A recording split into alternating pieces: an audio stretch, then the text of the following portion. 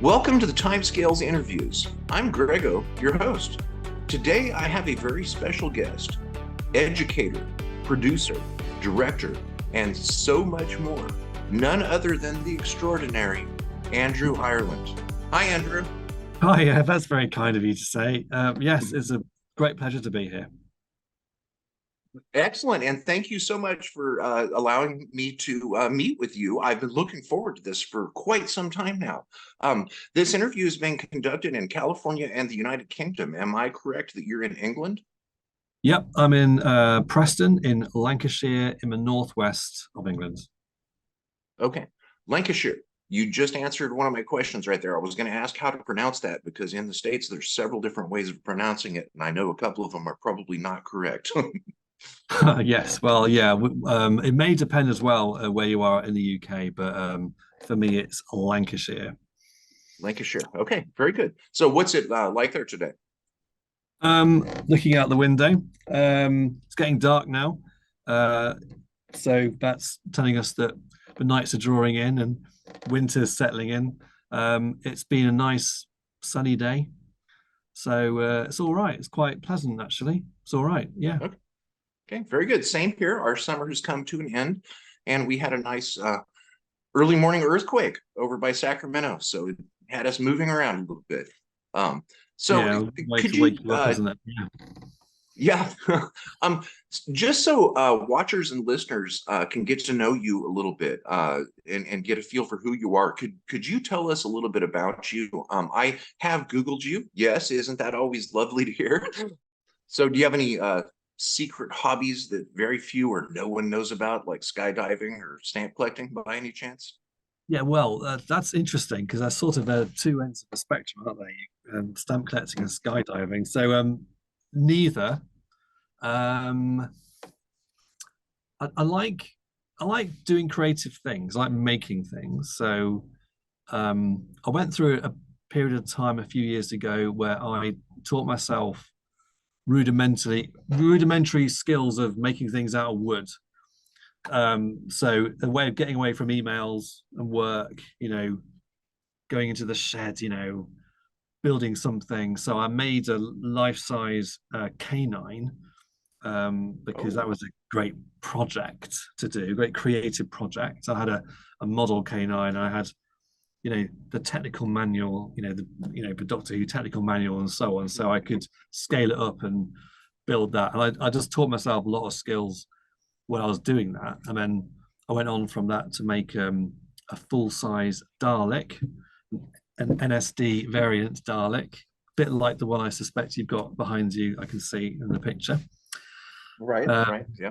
that was a big challenge. So that's again another good creative project. And then because I was getting better at using wood to make things, then I went back and I more recently made another canine, um, a better canine, and taught myself some skills around radio control and using little servo motors and things like that to drive, the tail to wag and the ears to rotate and that sort of thing. So I like doing that.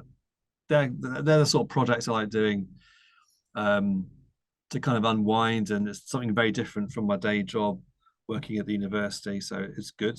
Um, but other creative projects I do like Lego. Have never outgrown Lego, and I like setting myself little challenges around using Lego to build things, technical challenges. So the most recent one would be um, because there's a new line of Transformers comics. I always used to like Transformers back in the day, back in the 80s. Mhm. So building Lego Transformers, which is quite a technical sort of engineering challenge, really, to make these things work out of Lego. So things like that, but just little um, creative projects keep me busy. Okay. It's not every day that you meet somebody that has built their own Dalek and a pair of canines and the second canine you said is remote controlled. It is remote controlled because, but again, I mean, it's all self-taught. So I did struggle with the power of the battery, with the batteries and the motors and the gears to get the thing to move. So actual physical movements, Canine is quite slow. He's quite a slow dog. His old Canine, my Canine, but the eye lights up on cue and the tail wags on cue and the ears rotate on cue, and he does move slowly. So I'm happy with that. Okay.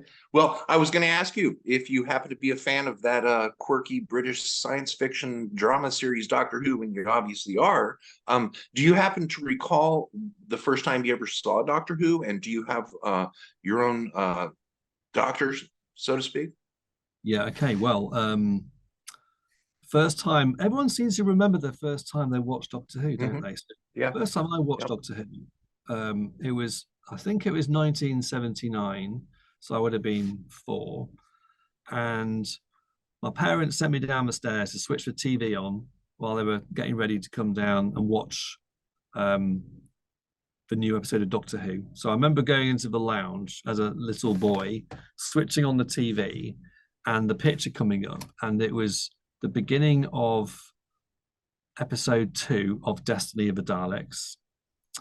Um, and Romana had fallen down this mine shaft, and the Daleks burst through the walls and captured her. And I remember that vividly, and then them leading her away down the corridor.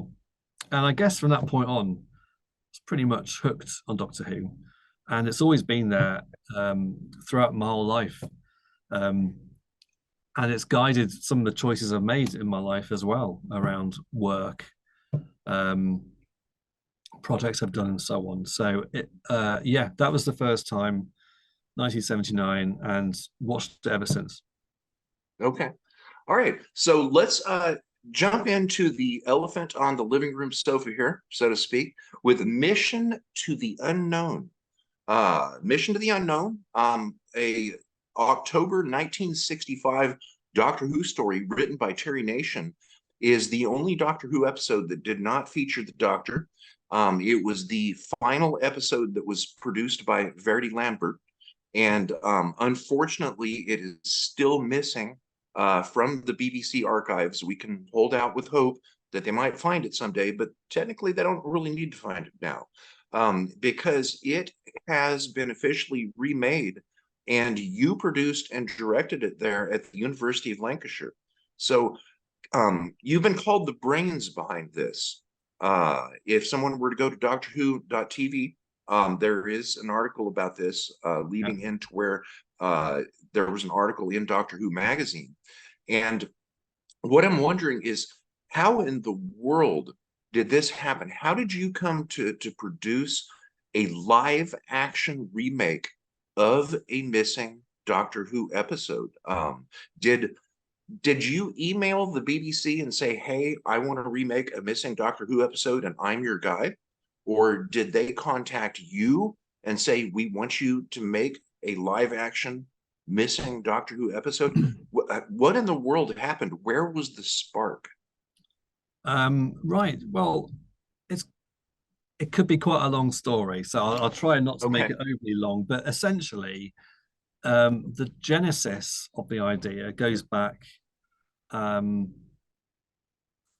long time when I was preparing my PhD. So I did a PhD, which is also covered in Doctor Who magazine, which was I made part of Tooth and Claw, which is a David Tennant story, in a simulation of the 1960s production environment, because I was exploring in my PhD. This is like 2009, 10, 11, 12 sort of time.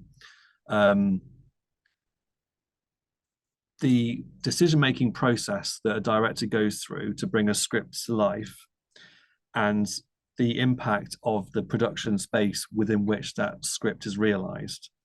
So nowadays, Doctor Who is made on location in high definition, and it follows like a single camera method of production.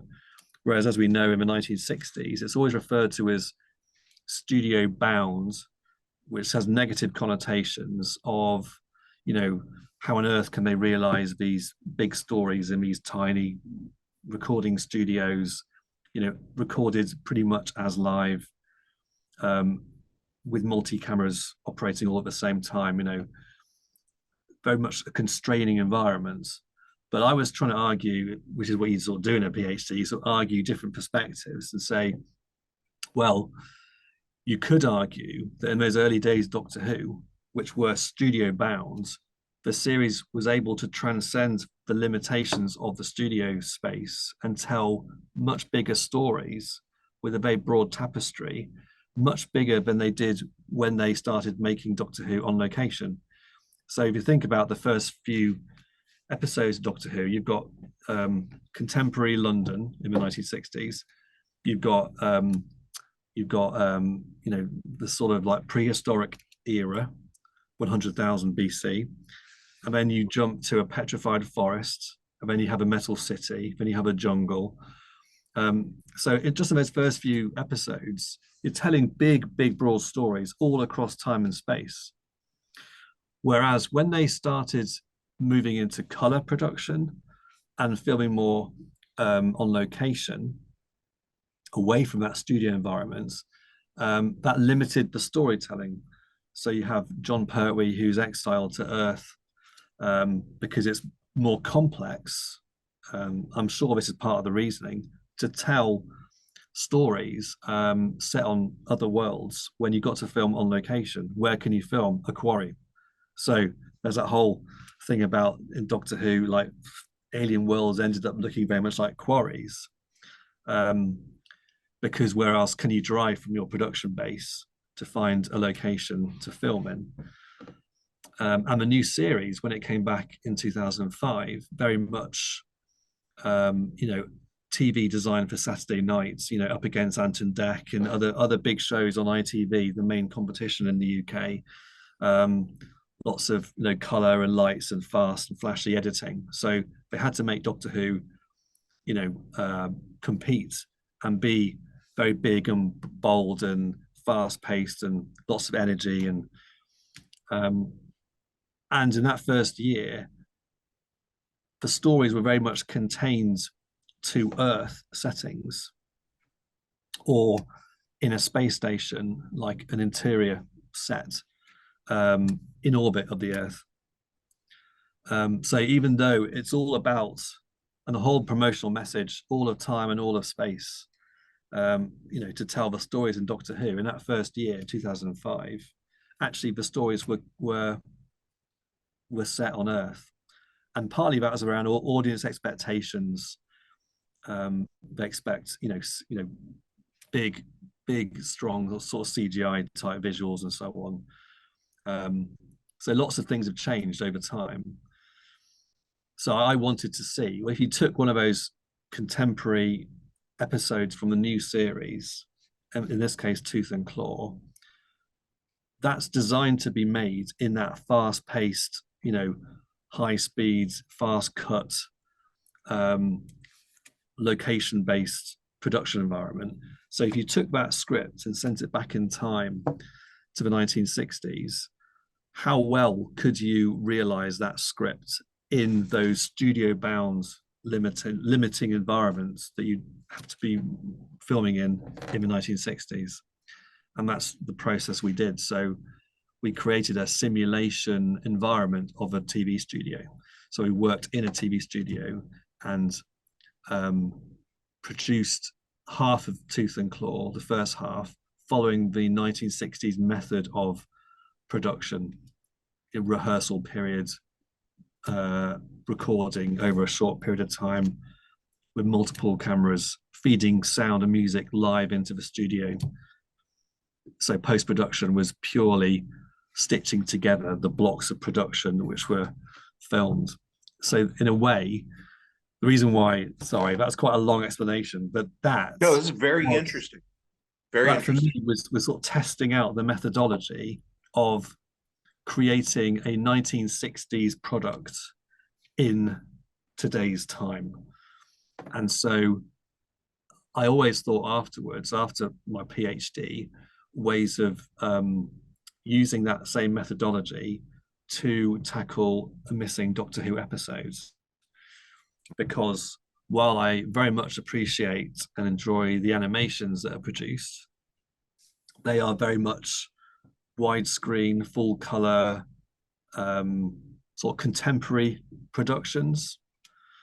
And they're not looking to to really slot into the place or replace the original lost recording. And I thought, if you remade the episode within a simulation of a 1960s TV studio environment following the 1960s production process, then the end product may be a really authentic recreation of the missing episodes. And so that was the genesis of the project. And I thought about that in around 2013, I guess, 2012, 2013. That was the beginning. And then, you know, I came to the University of Central Lancashire, because before that I was at a different university. So I came to UCLan, and you know, new world, new job, etc. So put it to one side. And then around 2018, the stars sort of aligned really with the role I had in the university, in the digital and creative industries within the university. And I had the ability then to think about, actually, maybe we should look to do this as a project for students and staff to work together on. And by that point, I'd been the executive dean of the Faculty of Culture and Creative Industries, which is like a big chunk of the university. And we had run a number of projects each year, which are spaces where different courses can come together, sort of extracurricular, so not part of their actual course, but like in what we call like a project week, where they come together and they can work on a particular sort of significant extra project, to give them like employability skills and more experience, and particularly experience of working with other courses and other subjects, which replicates what happens in the real world, where they have to work together, you know, on a project. So we did something called Soap in a Week, which was devising and creating the pilot episode of a new soap opera in a week. And that had students from various production courses and acting courses and so on coming together, working with a large number of cast and crew from Coronation Street and Emmerdale. There are two big soaps on TV over in the UK. And so that was quite a high profile industry project, working with industry, giving students, you know, some additional skills. And it was called Soap in a Week because it all happened in a week. And interestingly, for that, we built, like you get when you go to a studio that records soaps, you get like out of the back lot, there'd be like a replica street set. So you'd have like, you know, your news agents and your shop fronts and so on, and a bit of roads, and that's where you film all your exterior scenes, that you're filming it on an outside soundstage essentially. And we built that on the back lot of the University of Central Lancashire premises, and we did a big launch, a big opening of that. And Phil Collinson, who you may know as one of the producers of Doctor Who, he came along and helped sort of celebrate the opening of this set. So that was a nice connection to Doctor Who, and also helped us to make that project. And then we followed it up the year after with Musical in a Week, which we're working with a company to produce a new musical that featured on some live TV links. So that was, again, lots of strong links into the media industry, giving students, you know, really good skills and visibility. Um, and then the year after that, we did science fiction in a week, which was the Mission to the Unknown project. And that's where we got to. So sci-fi in a week was us for that project week, bringing together lots of different courses, staff and students, to collaborate, working with some industry figures to recreate in the week a missing Doctor Who episode. Because nicely, the Doctor Who episode methodology in the 1960s took a week to rehearse it and record it, so we could neatly drop in a recreation of an episode into our project week structure. Okay, very interesting. So with Soap of the Week and having the sets prepared, there were already methods in place that could be followed for the creation of this missing Doctor Who episode, such as the casting processes, makeup and prosthetics. Yep. Okay, very good. Now, how did you this is very interesting, and this is such a large scope. It's really changing the way that I'm looking at this, because now it's making it apparent as that the creation of the missing Doctor Who episode was part of a much grander scheme. And I was wondering how you cast the actors for the episode, and I now believe that it would have been in the same manner as what you did for Soap of the Week and the subsequent other processes. Yes, well, in a way, I mean, I kind of describe it as in it's fairly straightforward, but actually none of it was. It was all it was all quite demanding of a lot of people in the university to make it all work. And I think each of those projects had different sort of quirks to them and different, difficulties to overcome. The Doctor Who one was interesting because when I thought, okay, well let's look to do this, I wanted to get permission to do it because that's part of being professional. So if I'm going to, commit some funding internally in the university, and if I'm going to commit students and staff and bring in some people from outside to do a big project over a week with planning before that, obviously, and so on, that needed to be done with permission. So I contacted the BBC.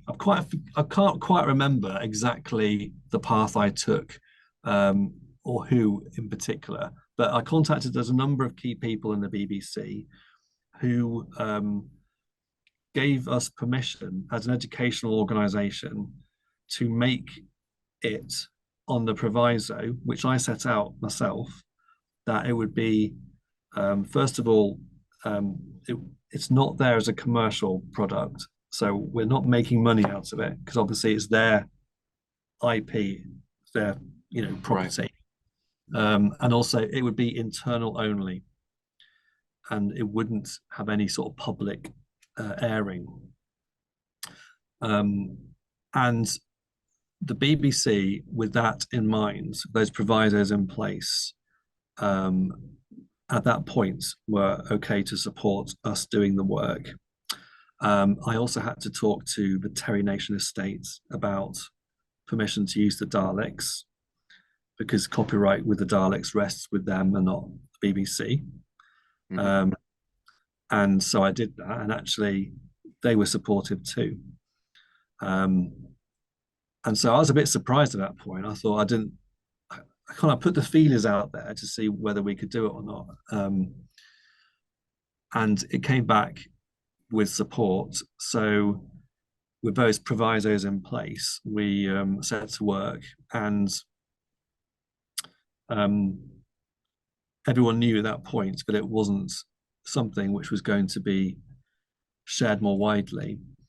But I was aware that there was a chance that the BBC may view the final product, and if they wanted obviously to do something else with it, then obviously we'd be very happy with that.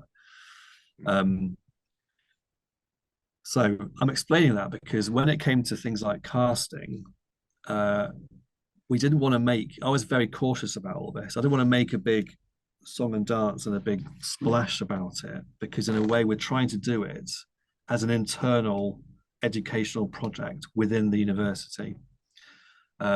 So we worked with our acting course. That's, I have to say it's a very, very good acting course. And a number of the graduates go on to be very successful in acting. Mandip Gill is one of our acting graduates, for example. Okay. And so we worked with the acting course to contact graduates who would be appropriate to cast in the roles. And so they made contact and held auditions, and I left that really to the acting course to work with their graduates to find appropriate people who were around in their sort of mid-20s to play the roles. And in that way, it's supporting our graduates. So you've got students, you've got staff, and you've got graduates all working together. And that kind of collaboration is really at the heart of what the project's all about. Okay. Very, very interesting. So the talent was already there, and the methodology was already in place.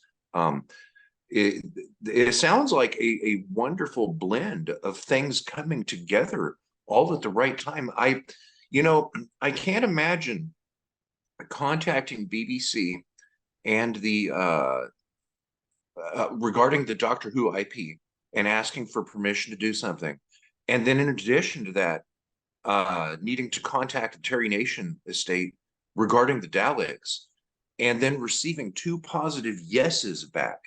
I mean, that must have been exciting. How did you feel to receive a yes and then another yes, to where it became obvious that it was going to be possible? How did that feel? Certainly must have been exciting.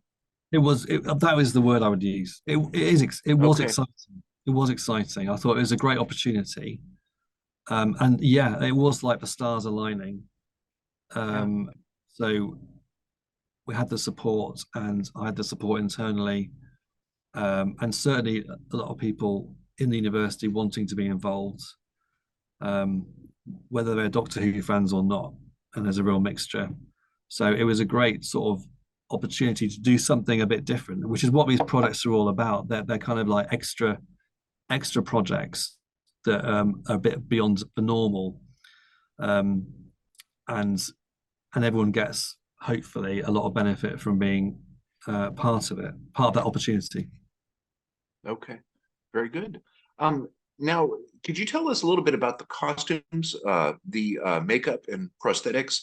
That sounds like something very complex. Do you have a department at UCLan that you went to, and they fulfilled that need as well? We went with the local college who did the prosthetics, and makeup effects, and so we collaborated with them, and that was a great project for the staff and the students of the college. And then also we worked with our fashion design department within the university, who made costumes, and the Varga plant costumes, if you want to call them costumes. So they toiled away, for days and days and days and days and days on them, and created really good outfits for the cast. Okay. Could you tell us about the set design? You have talked a little bit about having the set up outside. Did you perhaps have specs that were provided by the BBC of the original set design of Mission to the Unknown, or is it something that you had to completely recreate from scratch? Yeah, well, we did recreate it all from scratch, because there's very little in the BBC written archives about this story. um, and there's no well, there's some on-set photographs, but there's no telesnaps or photographs of actual what's on the screen. Um, and certain aspects of it are not covered at all. So, like the spacemen from the rocket, for example, there's no visuals of them at all. Um, Even though I think some people get confused and think there is, because they're confusing like reconstructions that they've seen with telesnaps, um, and they don't exist. So, in terms of like the outfits that the spacemen were wearing, Mark Corey, etc., it was a bit of a blank canvas because there's no record of it. But where there was a record, we would follow the record as best we could. So there are pictures of the outside of the rocket. There are pictures of the little distress rocket, which they use. So there's pictures of the jungle. There's pictures of the delegates, of course, around a table with the Daleks. So where we had a visual record, we tried to um, follow those cues to make it as authentic as possible. Again, within our obviously very limited budgets, but we were trying to make it as authentic as we could with what we had available. So yes, where we could, we followed the plans, but for a lot of it, there wasn't a plan. There's a great Doctor Who book called Doctor Who: The Early Years, and in it, there's a reproduction of um, the distress rocket and an outline of the tape recorder from the episode. It's Ray Kuzik designs, and so that was very useful. That gave indications of dimensions and so on. And I built the distress rocket and the tape recorder myself. Like, I guess fueled by making K9 and the Dalek and so on. I enjoy that sort of thing. So early on in pre-production, I set to work making those props. Okay. So you were the right person for the job. Well, I mean, lots of people will have a lot of enthusiasm to do what we did, and I feel very privileged and very proud that I was in the position that I was in, able to put it all together, with the support of a large number of people, both inside the university and outside the university. I mean, Nicholas Briggs was a fantastic support all the way through the project. Peter Purvis, too, massive sort of champion of it all, and all that, and the BBC and Terror Nation Estates, so there's a lot of support there, and it all just seemed to sync up all at the right time, all at the same time, to enable us to do this. Yeah. Right. Now, you mentioned Nicholas Briggs. He is the voice of the Daleks, and he's also, I guess, been with Big Finish since day one, or before day one even. So Nicholas Briggs was there as well on set, and he did the voice of the Dalek. Yes. Nick Briggs came along, and he was there we filmed over 3 days, or 2.5 days really, and he was there for all of it, providing the voices live in the studio space, just as he would do, on proper Doctor Who. And that, again, that was a key part of the project, because he was a key industry professional and a proper link to actual Doctor Who.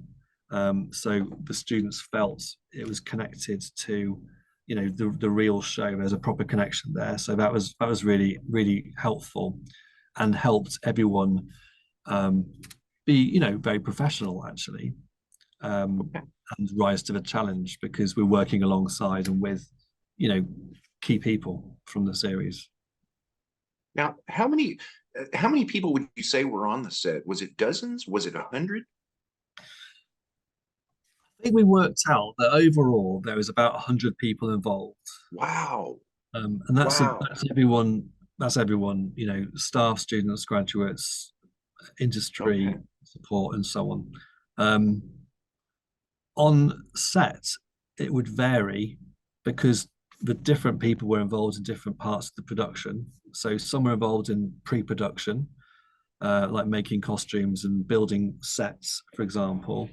Um, and other people were involved in post-production, like building the sound design work, like all the sound effects of the jungle and or recreating the music stings.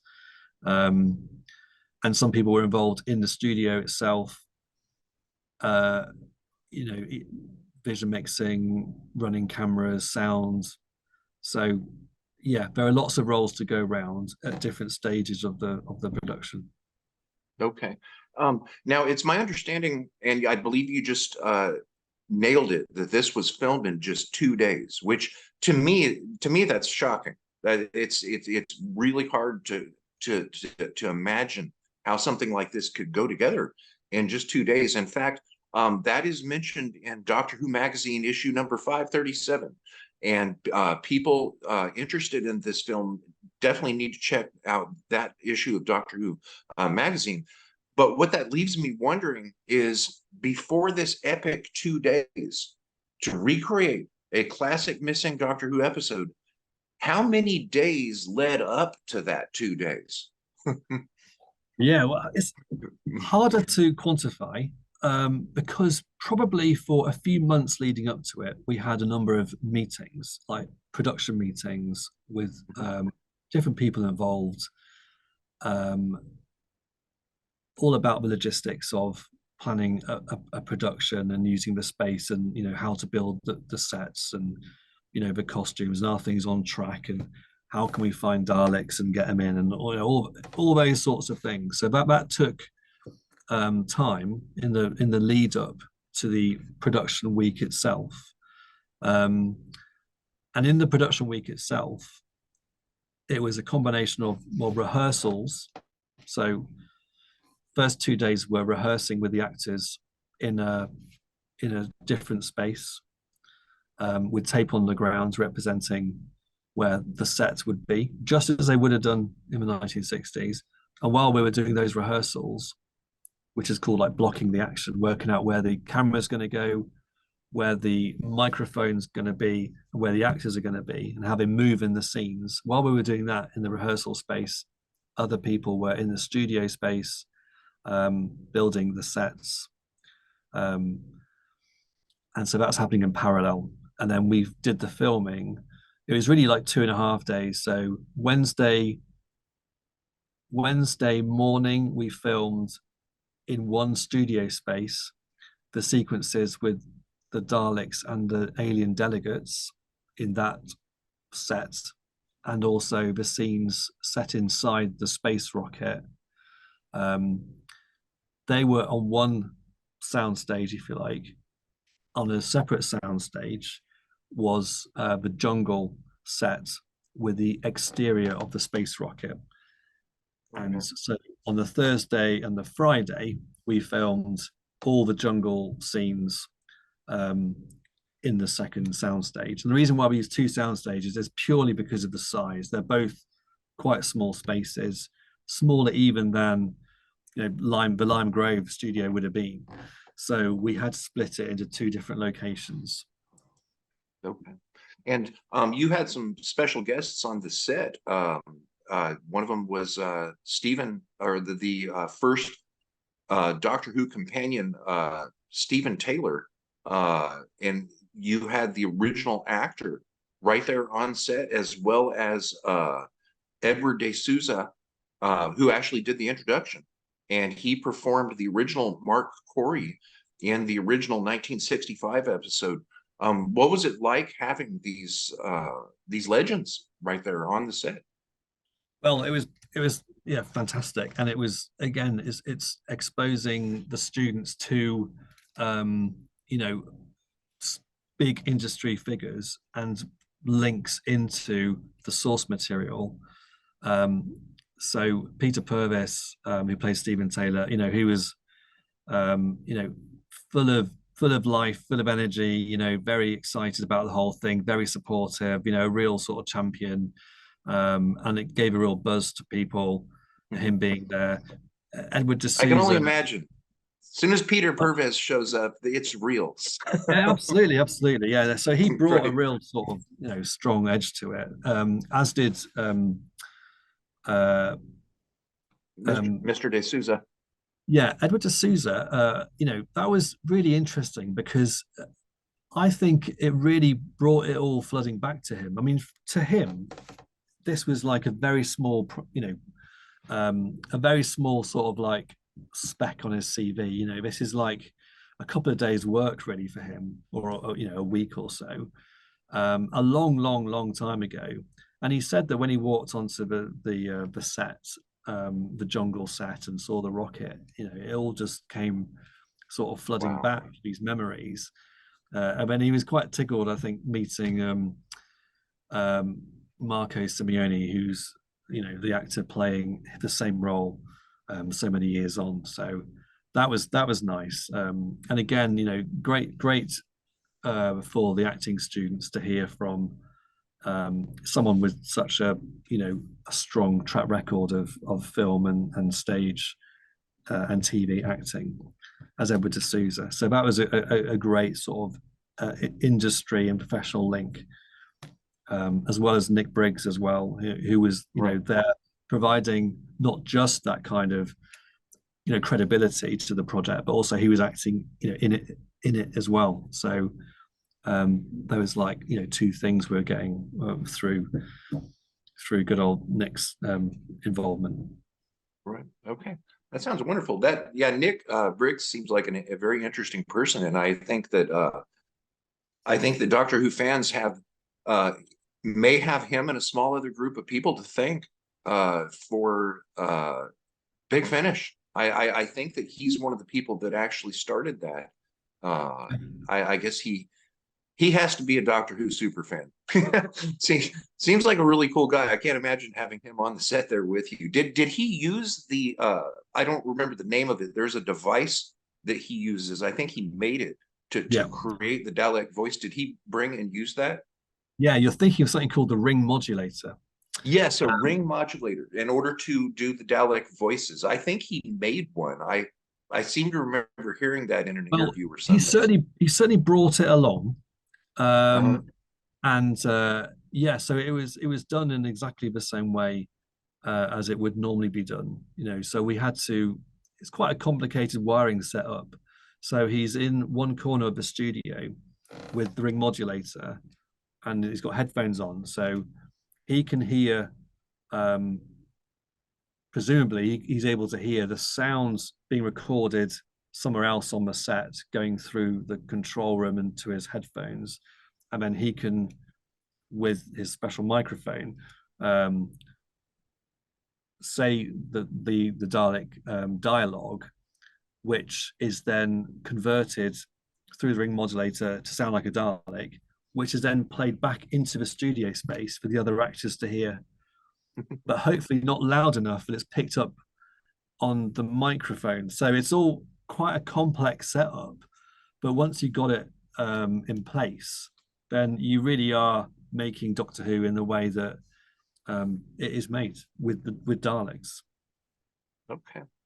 Okay. I see that we're running up on that hour here, and I have just a couple of other questions here to wrap up.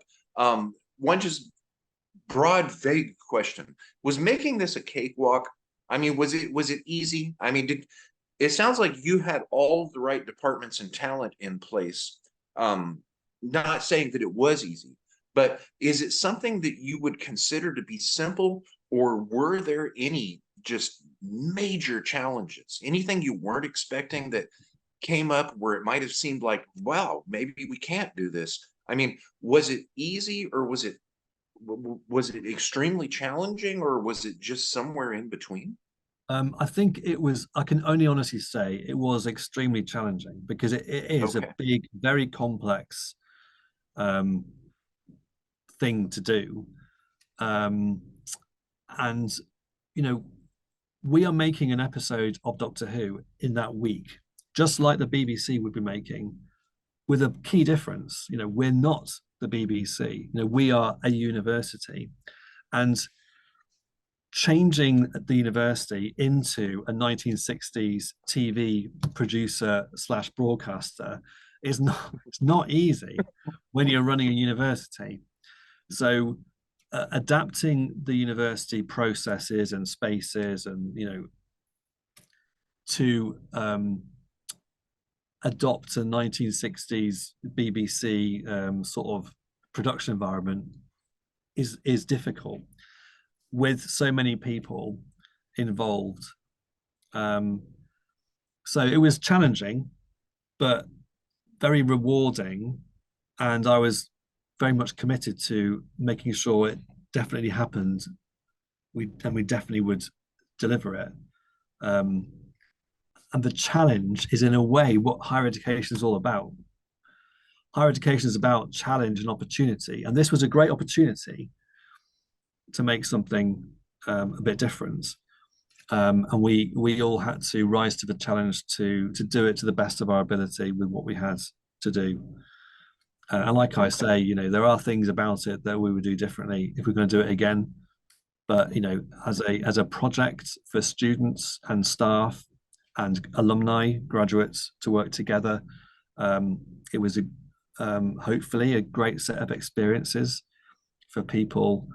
And at the heart of it, that's what it's all about. Having the episode which then can live on is a fantastic, lovely bonus as well. Okay, now I have a last question about the production of this, and here's something that I've wondered since day one. When this came out and I read about it, I believe it was on the BBC website. And when I went to the official BBC Doctor Who YouTube channel and watched this, I was wondering, was it shot in HD, and does a color version of it exist by any chance? Right.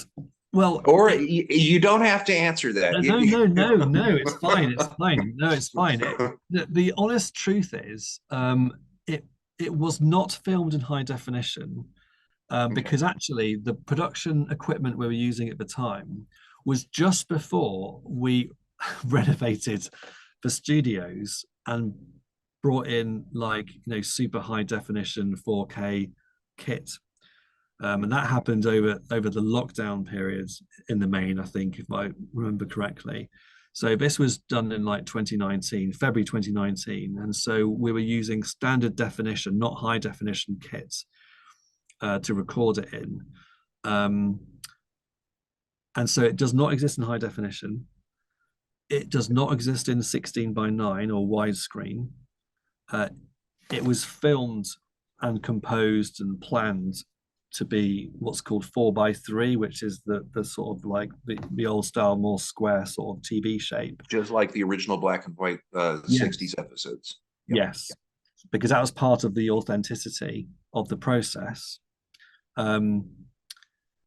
It is in color because although we displayed all the pictures into the gallery in black and white and we lit it in black and white, it was designed to be in black and white.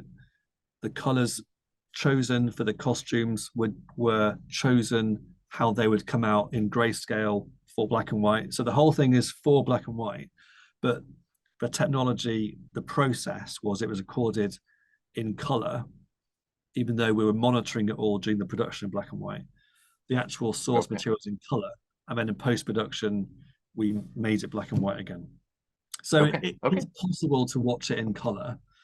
There's a few coloring issues on some of the camera shots, and the studio floor looks very much like a studio floor when it's supposed to be a jungle when it's in color. So it is supposed to be in black and white, but a color version is possible for any future. Okay. If the BBC were to contact you, let's say you checked your email in the morning and they said, we would like you to recreate Marco Polo, would you do it? I would love to do it if we had the right support and the resources to do it. After the episode, I did explore some other options. There are options, there are ways of taking this methodology and applying it to other episodes of Doctor Who. Um, as you said at the beginning, one of the real wins with Mission to the Unknown from a recreation perspective is that the Doctor, the companions are not in it. So you're sort of sidestepping the issues of recasting very known faces from the show. And if you remade any other episodes in the same method, then you would have to recast the Doctor and the companions. But that could be done. And then I still think there's a good discussion to be had around recreations versus animation, because there's pros and cons of both. But in some ways, you get a more authentic recreation from reenacting it in a studio space with people, and it's all about the camera and close-ups and human emotion. You can get that from filming it again, but you really have to recreate the soundtrack, and the bonus with the animations is it brings the original soundtracks to life. So there are different methods, but some of the arguments around why we won't see some stories animated is because of the number of characters and therefore costumes and design work, and it would be practically too difficult. But interestingly, if you think about, we're talking about the year 2023, and that is difficult. But in the 1960s, it wasn't difficult at all to make these episodes 1 week at a time. So if you followed a recreation method, you could recreate the whole of the Dalek Master Plan in 12 weeks if you put your mind to it, because that's how they made live it action. in the 1960s. Yeah. And in live action, not just animation. Yeah. You could if you wanted to recreate the whole thing in 12 weeks. Okay. Following the same methodology. It would take a lot of resources and a lot of time. And you would have to grapple with recasting very known faces, and that they're the stumbling blocks. But in terms of filling gaps in the archive and exploring the differences of production between the 1960s and current production methods, it's a great educational story there to be had. Okay. So I think there's always merit in those conversations. Okay, very good. Okay, I've got just two last questions here, and they're kind of related. In watching this, when I watched your recreation of Mission to the Unknown, it was really special to me because being an American and starting to watch Doctor Who in the late 70s or early 80s, whenever my grandmother and I started watching, the way that I had to learn about the missing episodes was through finding a book in the library, in the California library system, or through a newsletter, which was sort of like they had fanzines in the UK. Here we had mail newsletters. And I remember the feeling of being kind of heartbroken to learn that so many episodes were missing that I would have loved to have seen. And I know that a lot of other people feel the same way, and that you put a piece of this back historically for people to be able to love and to enjoy. And what I'm wondering is, how does that actually feel to have been in a position to be able to contribute to not only Doctor Who history, but British television cultural history itself? How does that feeling of how is that feeling of accomplishment? Well, I feel very privileged that we're able to do it, and I'm pleased with the results. I mean, there'll always be things I would do differently if I did it again, but it feels good, and that was honestly the purpose of the exercise was to recreate something that's missing as authentically as we could with what we had. And then at the end of the day, giving that to the BBC so they could, in a sense, sort of slide it onto the shelf in the gap in the archives. as a stopgap until the original episode is potentially found. That was the ultimate aim, and we did it. We just did our best. Okay.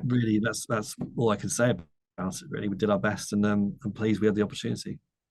Well, your best was excellent. It is absolutely unbelievably wonderful, and I thank you. And I know that there has to be countless fans out there that are highly appreciative. Now, what I'm wondering for anybody young or old that may watch this interview series that has an interest in arts or performing arts, somebody that may look at this and go, okay, this person's an educator, a director, a producer. He actually created a missing Doctor Who episode in live action. For somebody that may aspire to do something similar or the same as to what you have done, do you have any best advice that you could give them? Wow. Oh yeah. Well. Just a small question there.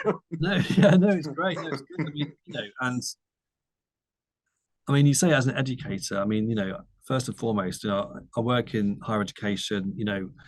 It's all about giving students opportunities to stretch themselves and to learn and to grow, and to do new things, and to contribute in some way.